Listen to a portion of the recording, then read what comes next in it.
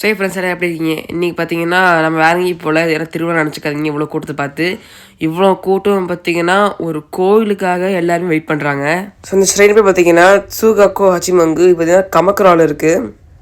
ஆனால் இதெல்லாம் அநியாயத்து கும்பலாக இருக்குப்பா. கமக்கராக பார்த்தீங்கன்னா நம்ம டோக்கியோலேருந்து 1.5 hours ட்ராவல். இது இல்லாமல் பார்த்தீங்கன்னா இங்கே எவ்வளோ கும்பலாக இருக்குது பார்த்தீங்களா. ரோட்லேருந்து ட்ரெயினுக்கு உள்ள போகிறதுக்கு பார்த்தீங்கன்னா ஒரு ½ hour எடுக்கும் எனக்கு தெரிஞ்சு. ஆனால் இந்த சிட்டி பார்த்தீங்கன்னா நல்லா அழகாக இருந்தது. ஆனால் க்யூ மட்டும் கிடைத்தது எவ்வளோ வெயிட் பண்ண வேண்டியதாக போச்சு. எங்களுக்கு கொஞ்சம் நேரம் இது பொறுமை கிடையாது. அதனால் வெளியே வந்துட்டோம். அங்கே நிறைய பேர்ட்ஸ்லாம் இருந்தது. அதுக்கு பார்த்தீங்கன்னா ஒரு அழகான சினிமாட்டிக் ஃபோட்டோ வீடியோலாம் எடுத்துகிட்டு சாப்பாடு கிளம்பியாச்சு. ஆனால் சூப்பராக அழகாக அதுவும் ரெஸ்பான்ஸ் பண்ணுச்சு நம்ம பண்ணதுக்கு எல்லாமே.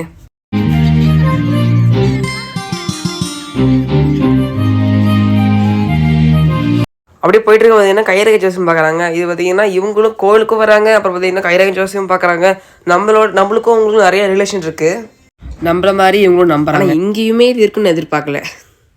சரி வாங்க அடுத்து சாப்பிட்ற கடை எடுத்து போய் பார்ப்போம். ஜப்பானை பார்த்தீங்கன்னா இது பார்த்தீங்கன்னா இந்த ஸ்ட்ரீட் ஃபுட் ரொம்ப ஃபேமஸ். ஏன்னா பார்த்தீங்கன்னா பனானா பார்த்தீங்கன்னா சாக்லேட் டிப் பண்ணி அப்புறம் கொஞ்சம் நிறைய ஸ்ப்ரிங்கிள்லாம் போட்டு தருவாங்க.